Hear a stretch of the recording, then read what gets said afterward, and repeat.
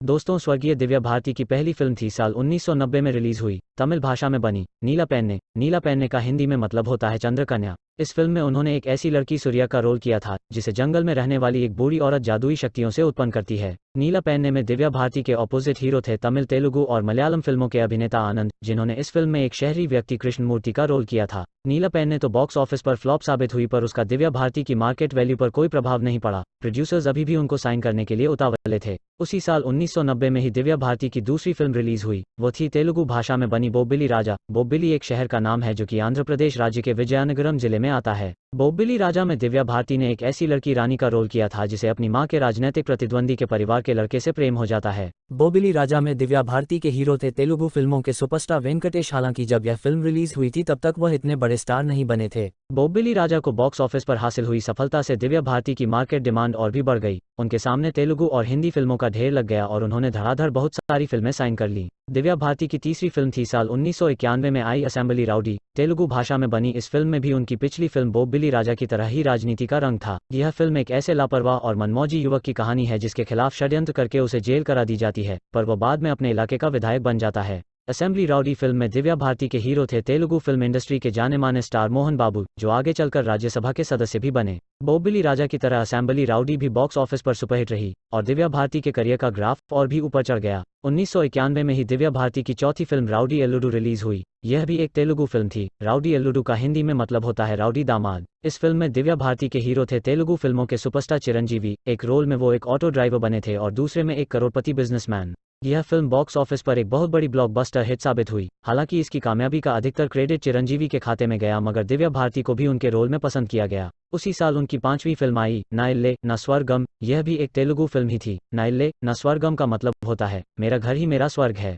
इस family drama film में दिव्या भारती के ऑपोजिट हीरो थे रमेश बाबू, जो तेलुगु फिल्मों के सुपरस्टार महेश बाबू के बड़े भाई हैं। बॉक्स ऑफिस परफॉर्मेंस के हिसाब से इस फिल्म ने एवरेज बिजनेस ही किया। साल 1992 में दिव्या भारती की पूरी 12 फिल्में रिलीज हुईं। मानो उन्हें एहसास हो गया था कि उनकी जिंदगी ज्यादा नहीं बची है और वो उसमें ज्यादा से ज्यादा सक्सेस अचीव कर लेना चाहती थीं। 1992 में रिलीज होने वाली उनकी पहली फिल्म थी विश्वात्मा। यह उनकी पहली हिंदी फिल्म थी और इसमें उनके ऑपोजिट हीरो थे सनी देओल। विश्वात्मा में दिव्या भारती ने सनी देओल की प्रेमिका कुसुम का किरदार निभाया था, जो उनके पीछे पीछे केन्या तक पहुंच जाती है। इस फिल्म में उनके ऊपर पिक्चराइज किया गया गाना सात समुंदर पार आज भी फंक्शंस और फेयरवेल पार्टीज में बहुत पॉपुलर है। बॉक्स ऑफिस पर यह फिल्म सुपरहिट साबित हुई और दिव्या भारती की हिंदी फिल्मों की पारी सफलतापूर्वक प्रारंभ हो गई। दिव्या भारती के करियर की सातवीं फिल्म थी दिल का क्या कसूर। इसमें उन्होंने एक गीतकार सीमा का रोल किया था, जिसके लिखे गीत गाकर फिल्म का हीरो बहुत लोकप्रिय सिंगर बन जाता है। दिल का क्या कसूर में दिव्या भारती के ऑपोजिट हीरो थे एक नए अभिनेता पृथ्वी, जिनकी यह पहली फिल्म थी। इस फिल्म का म्यूजिक बहुत सुपरहिट हुआ था और लगभग हर गली हर मोहल्ले में टेप रिकॉर्डर्स पर इसके गाने बजते थे। इतना सुपरहिट म्यूजिक होने के बावजूद यह फिल्म बॉक्स ऑफिस पर फ्लॉप हो गई। इसका एक बहुत बड़ा कारण यह था कि हीरो के रूप में पृथ्वी बिल्कुल भी नहीं जम रहे थे। इसके बाद आई दिव्या भारती की आठवीं फिल्म धर्मक्षेत्रम। इस तेलुगु फिल्म में उनके हीरो थे नंदमूरी बालकृष्ण। यह फिल्म एक ईमानदार वकील की कोशिशों की कहानी है, जो अपने उसूलों की खातिर भ्रष्ट राजनेताओं के खिलाफ संघर्ष करता है। बॉक्स ऑफिस पर इस फिल्म को सफलता प्राप्त नहीं हुई और यह फ्लॉप हो गई। इसके बाद आई दिव्या भारती के जीवन की 9वीं फिल्म शोला और शबनम। दोस्तों, बॉलीवुड के इतिहास में इस फिल्म का विशेष महत्व है, क्योंकि इसी फिल्म से डायरेक्टर डेविड धवन और गोविंदा की कॉमेडी फिल्मों की लंबी चेन चालू हुई थी। उन दिनों किसी भी फिल्म में डेविड धवन और गोविंदा का नाम होना कामयाबी की पक्की गारंटी समझा जाता था। एनसीसी के बैकग्राउंड पर आधारित इस फिल्म में एक्शन, कॉमेडी और रोमांस के मसाले डाले गए थे और डेविड धवन की यह रेसिपी बहुत कारगर साबित हुई। बॉक्स ऑफिस पर यह फिल्म एक बहुत बड़ी सुपरहिट साबित हुई और गोविंदा के साथ साथ दिव्या भारती के काम की भी काफी तारीफ हुई। शोला और शबनम दिव्या भारती की पर्सनल लाइफ में एक बहुत बड़ा टर्निंग पॉइंट थी, क्योंकि इसी फिल्म के सेट पर गोविंदा ने उनका इंट्रोडक्शन साजिद नाडियाडवाला से करवाया था। यह इंट्रोडक्शन बहुत ही जल्दी एक तूफानी रोमांस में बदल गया और शीघ्र ही उन दोनों ने गोपनीय तरीके से शादी भी कर ली। दिव्या भारती के करियर की 10वीं फिल्म थी 1992 में रिलीज हुई जान से प्यारा। एक बार फिर से उनके हीरो थे गोविंदा, जिन्होंने इस फिल्म में दो भाइयों का डबल रोल किया था। इनमें से एक भाई मानसिक रूप से कमजोर होता है तो दूसरा एक जानबाज पुलिस ऑफिसर। यह फिल्म जैकी चैन की superhit movie heart of dragon और कन्नड़ भाषा की कामयाब फिल्म शिव शंकर पर आधारित थी। दो सफल फिल्मों की कॉपी होने के बावजूद जान से प्यारा को बॉक्स ऑफिस पर कुछ खास प्यार नहीं मिला और वो सिर्फ एवरेज परफॉर्मेंस ही दे पाए। दिव्या भारती की 11वीं फिल्म थी चिट्टेमा मोगुडू, जो एक तेलुगु फिल्म थी। चिट्टेमा मोगुडू का हिंदी में मतलब होता है चिट्टेमा का पति। चिट्टेमा का रोल दिव्या भारती ने किया था और उनके पति के रोल में मोहन बाबू थे। इससे पहले भी यह जोड़ी असेंबली राउडी जैसी सुपरहिट फिल्म दे चुकी थी। चिट्टेमा मोगड़ू फिल्म में दिव्या भारती ने एक सीधी सादी ग्रामीण युवती का रोल किया था, जिसका पति गांव की लेडी डॉक्टर के प्रति आकर्षित हो जाता है। दिव्या भारती और मोहन बाबू की जोड़ी असेंबली राउडी वाली सफलता नहीं दोहरा सकी और चिट्टेमा मोगड़ू बॉक्स ऑफिस पर फ्लॉप साबित हुई। फिर आई दिव्या भारती के करियर की 12वीं फिल्म दीवाना। इस फिल्म में उनके अपोजिट ऋषि कपूर और शाहरुख खान थे। वह दोनों ही इस बात से बहुत आश्चर्यचकित थे कि सिर्फ 18 साल की उम्र में दिव्या भारती ने एक विधवा के रोल में इतना नेचुरल और विश्वसनीय अभिनय किया था। इसी फिल्म से शाहरुख खान ने हिंदी फिल्मों में अपना पहला कदम रखा था। फर्स्ट फिल्म होने के बावजूद उन्हें एक्टिंग का अच्छा खासा एक्सपीरियंस था, क्योंकि वो टीवी सीरियल्स में काफी काम कर चुके थे। दिव्या भारती और शाहरुख खान की बेहतरीन एक्टिंग और लोकप्रिय गीत संगीत के दम पर यह फिल्म बॉक्स ऑफिस पर सुपरहिट साबित हुई। दीवाना के बाद आई दिव्या भारती की 13वीं फिल्म बलवान। अगर दीवाना शाहरुख खान की पहली फिल्म थी तो बलवान सुनील शेट्टी की। इस फिल्म में दिव्या भारती ने एक ऐसे पुलिस कमिश्नर की बेटी का रोल किया था जो सुनील शेट्टी को पुलिस फोर्स में भर्ती होने के लिए प्रेरित करता है। बॉक्स ऑफिस पर बलवान को एक सेमी हिट फिल्म माना जाता है, यानी एक ऐसी फिल्म जो कुछ जगहों पर अच्छी चली और कुछ जगहों पर नहीं। कुल मिलाकर इसने अपनी लागत और थोड़ा सा प्रॉफिट निकाल लिया, पर प्रोड्यूसर को बहुत ज्यादा मालामाल नहीं कर सकी।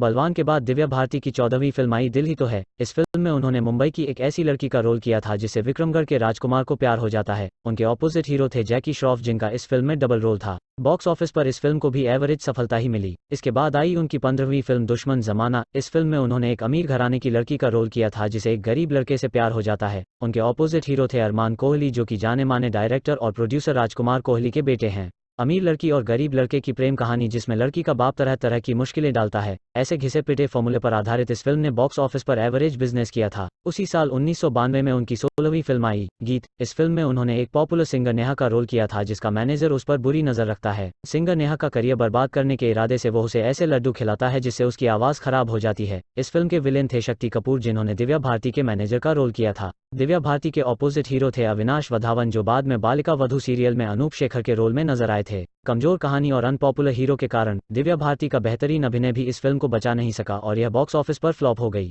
गीत के बाद आई दिव्या भारती के करियर की 17वीं फिल्म दिल आशना है। यह शाहरुख खान की दूसरी और डायरेक्टर के तौर पर हेमा मालिनी की पहली फिल्म थी। इसमें दिव्या भारती ने एक 5 स्टार होटल की डांसर का रोल किया था, जिसे पता नहीं होता कि उसकी मां कौन है। उसे सिर्फ इतना पता होता है कि 3 औरतों में से कोई एक उसकी मां है। इन 3 औरतों का रोल किया था डिम्पल कपाड़िया, अमृता सिंह और सोनू वालिया ने। फिल्म इस बारे में है कि दिव्या भारती किस तरीके से अपनी असली मां का पता लगाती है। उसकी तलाश में उसका दोस्त करण यानी शाहरुख खान उसका साथ देता है। यह फिल्म 1984 में बनी अमेरिकन मिनी सीरीज लेस पर आधारित थी। बॉक्स ऑफिस पर दिल आशना है को पब्लिक ने दिल नहीं दिया और वो फ्लॉप हो गई। साल 1993 में दिव्या भारती की 18वीं फिल्म क्षत्रिय आई। यह उनके जीवन काल में रिलीज होने वाली उनकी आखिरी फिल्म थी। इस मल्टीस्टारर फिल्म में उनके अलावा सनी देओल, धर्मेंद्र, संजय दत्त, सुनील दत्त और विनोद खन्ना भी थे। इस फिल्म में उन्होंने एक राजस्थानी राजपूत महिला का रोल किया था। इस फिल्म में दिव्या भारती के ऑपोजिट हीरो थे संजय दत्त। फिल्म की कहानी में दोनों के परिवारों के बीच पुश्तैनी दुश्मनी दिखाई गई थी। कयामत से कयामत तक की ब्लॉकबस्टर सफलता के बाद ऐसी फिल्मों की भेड़ चाल चल रही थी। फिल्म के रिलीज होने के 10 दिन बाद ही दिव्या भारती का स्वर्गवास हो गया और उसके कुछ दिनों बाद संजय दत्त को मुंबई बम ब्लास्ट केस में गिरफ्तार कर लिया गया। रिलीज होने के कुछ दिनों बाद तक इस फिल्म का बॉक्स ऑफिस पर प्रदर्शन ठीक रहा था, मगर संजय दत्त की गिरफ्तारी से मिली नेगेटिव पब्लिसिटी के बाद यह फ्लॉप हो गई। दिव्या भारती की दुखद मृत्यु के बाद उनकी 19वीं फिल्म रंग रिलीज हुई। इसमें उन्होंने एक अमीर लड़की काजल मल्होत्रा का रोल किया था, जिसे एक मिडिल क्लास लड़के से प्यार हो जाता है। इस फिल्म में उनके ऑपोजिट हीरो थे कमल सदाना, जिन्होंने बेखुदी फिल्म में काजोल के साथ अपनी बॉलीवुड पारी की शुरुआत करी थी। दिव्या भारती के जबरदस्त अभिनय और सुपर डुपर हिट गानों के दम पर यह फिल्म बॉक्स ऑफिस पर सुपरहिट साबित हुई। इसके बाद आई दिव्या भारती के करियर की 20वीं फिल्म तोली मुड्डू। इस तेलुगु फिल्म में दिव्या भारती के ऑपोजिट हीरो थे प्रशांत त्यागराजन, जिन्होंने आगे चलकर ऐश्वर्या राय के साथ ब्लॉकबस्टर हिट मूवी जीन्स करी थी। तोली मुड्डू फिल्म आमिर खान और माधुरी दीक्षित की ब्लॉकबस्टर हिट मूवी दिल का तेलुगु रीमेक थी। इसमें माधुरी दीक्षित वाला रोल दिव्या भारती ने और आमिर खान वाला रोल प्रशांत त्यागराजन ने किया था। इस फिल्म में दिव्या भारती के कुछ दृश्यों की शूटिंग उनकी मृत्यु के बाद रंभा ने की थी। इस फिल्म के 2 साल बाद रंभा ने मिथुन चक्रवर्ती के ऑपोजिट जल्लाद फिल्म के साथ बॉलीवुड में डेब्यू किया था। बॉक्स ऑफिस पर यह फिल्म हिट रही थी, हालांकि इसे दिल की तरह ब्लॉकबस्टर कामयाबी नहीं प्राप्त हो सकी। दिव्या भारती की 21वीं और उनके जीवन की आखिरी फिल्म थी शतरंज। इस मल्टीस्टारर फिल्म में उनके अलावा जूही चावला, मिथुन चक्रवर्ती और जैकी श्रॉफ भी थे। इस फिल्म में दिव्या भारती ने जैकी श्रॉफ की प्रेमिका का रोल किया था। अपने मृत्यु से पहले दिव्या भारती ने इस फिल्म में अपने सभी दृश्यों की शूटिंग तो कर ली थी, मगर डायलॉग्स की डबिंग का काम बाकी था, इसलिए किसी और डबिंग आर्टिस्ट ने उनके डायलॉग्स बाद में कंप्लीट किए थे। बॉक्स ऑफिस की बिसात पर शतरंज के मोहरे जल्दी ही सिमट गए और पब्लिक ने इसे मात दे दी।